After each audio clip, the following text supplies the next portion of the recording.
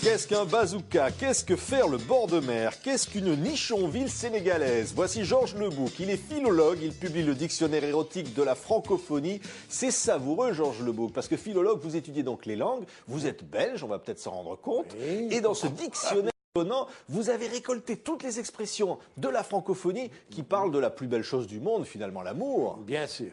Mais attention, toutes, c'est beaucoup dit, parce que je me repose exclusivement sur des dictionnaires. Donc, il est évident que s'il n'y a pas de dictionnaire, par exemple, je suis très mal outillé au sujet du Maghreb, qui parle le français aussi. Et donc, en réalité, tout est fonction des dictionnaires dont je dispose. Oui, parce que vous ne pouvez pas aller dans la rue avec un carnet de notes, écouter les gens dans les cafés pour noter les expressions. Je ne veux pas aller dans la rue, pour une raison bien simple. C'est que dès que vous interrogez l'indigène, entre guillemets, il va essayer de vous fourguer des expressions qui n'existent pas, simplement pour le plaisir de vous ridiculiser. Parce que qu'est-ce que le but de ces expressions? C'est de ne pas être compris des autres, un peu, c'est une complicité... C'est une forme d'argot, bien sûr.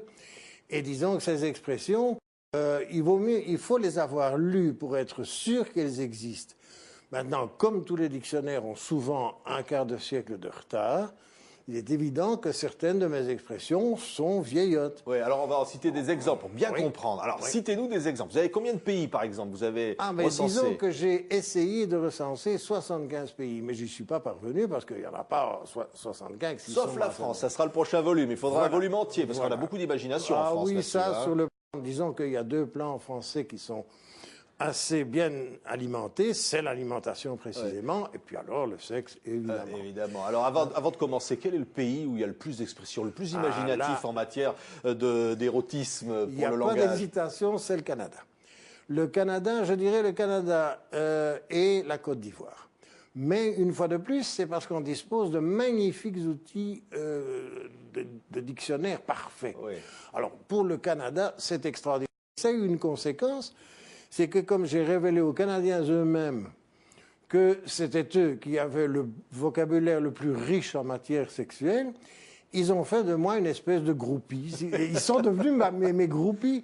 Et j'ai eu droit à des émissions, des interviews de toute espèce. Mais on les comprend, parce que si vous leur avez dit qu'ils avaient les meilleurs outils, évidemment, ils sont très fiers. Ben oui, si vous voulez. Vous venez d'ailleurs d'employer le mot « outils » avec un Z qui est employé... les îles pour désigner ce que vous imaginez, bien entendu. Rien du tout, moi. Mais c'est parce que vous êtes peu imaginatif. Non, on n'est pas imaginatif. Mais disons que les Canadiens, alors là, c'est exceptionnel parce que non seulement ils ont des expressions d'origine française, bien sûr, adaptées à leur situation, mais ils reprennent aussi énormément d'expressions anglaises. Pourquoi adapter à leur situation? Il y a des situations différentes. Non, pas du tout, pas du tout. Mais encore que, je vous dirais, bon, on est entre adultes vaccinés. Donc on suppose qu'il n'y a que des adultes qui nous écoutent, mais c'est pas sûr. Hein, c'est pas sûr. Enfin, nous allons employer des mots extrêmement élégants. Mais par exemple, j'ai été vraiment soufflé par le fait qu'en matière de masturbation, je n'ai trouvé que des expressions canadiennes. Mais alors là, en nombre incalculable. Et elles sont toutes plus hardies les unes que les autres. Vous avez par exemple se polir le shaft. Alors, qu'est-ce que c'est? C'est typiquement canadien, parce que shaft désigne une hampe à peau. Vous voyez tout de suite...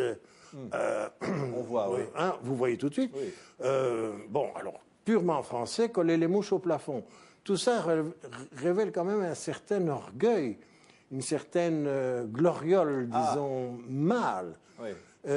Qui est attesté. Vous dites c'est plutôt les mâles, comme vous dites, c'est les hommes plutôt qui inventent les expressions plutôt que les femmes. Non. Elles sont moins imaginatives alors. Je ne dirais pas ça, mais je crois que c'est, assez curieusement, presque toujours au sujet des hommes qu'on trouve plus d'expressions en tout cas. Par exemple, citez-nous des exemples qu'on voit si on comprend bien. Pour vous donner, je ne vais pas vous citer d'exemples, mais je vais vous donner une statistique absolue.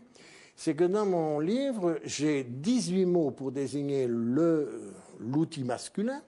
Je n'en ai que 9 pour le féminin. Oui, c'est pas la même chose. C'est quand même très clair. Bon, ce qui ne veut pas dire que la femme soit négligée pour autant. Non. Parce que, par exemple, là, probablement que le mot qui est le plus représenté, c'est le mot enceinte, qui est représenté 43 fois. Oui. Donc, vous voyez... Mais Comment s'explique qu'on ait besoin de 18 mots pour parler de la même chose? C'est incroyable. Ça, j'en sais rien. Ça, j'en sais rien. Si, peut-être, parce qu'en fait, dans ce vocabulaire, il y a beaucoup d'expressions qui sont faites pour que les autres, et notamment les enfants, ne comprennent pas. Alors, si les enfants ne comprennent pas, citez-nous un exemple, alors. Eh bien, je peux vous citer l'exemple d'une femme qui va accoucher au Canada. C'est très spectaculaire parce qu'elle va chez les sauvages. Et on peut se demander pourquoi. C'est parce que, évidemment, que cette dame aille accoucher en hôpital et en revienne, il se passe un petit temps. Les enfants interrogent, évidemment, et on leur répond que leur mère est chez les sauvages. Parce qu'avant, les Canadiennes, je parle des temps vraiment anciens, allaient acheter dans des tribus sauvages. Et l'expression est restée, et elle s'emploie encore aujourd'hui. Oui. Et donc, attendre les sauvages au Canada, ça veut dire être enceinte. Oui. Alors, votre livre est très utile pour éviter d'ailleurs des bévues. Hein, parce que, par exemple, ça, oui. Vous pouvez dire, alors si j'ai bien compris, à un Suisse le matin, est-ce que tu as bien joui cette nuit sans qu'il ne se vexe? Oui. Ça, c'est possible. On peut le dire à un Suisse, seulement à un Suisse. Seulement à un Suisse, on peut le dire ou on pouvait le dire, parce qu'en réalité, cette expression a fortement vieilli, mais elle a été employée, et précisément... Elle veut dire quoi? Elle veut tout simplement dire « avez-vous bien dormi ?» Ah oui, alors ça va, on peut le dire. On peut la dire, et il y a une anecdote qui court dans les couloirs de la RTBF, c'est-à-dire la radio-télévision belge francophone. L'orchestre national belge est passé en Suisse, et le lendemain matin, prenant son petit déjeuner, le chef d'orchestre a reçu la visite d'une mère supérieure qui lui a demandé s'il avait bien joui. Évidemment, il a été légèrement estomaqué, mais il ne pouvait pas disposer de mon livre, il n'existait pas encore.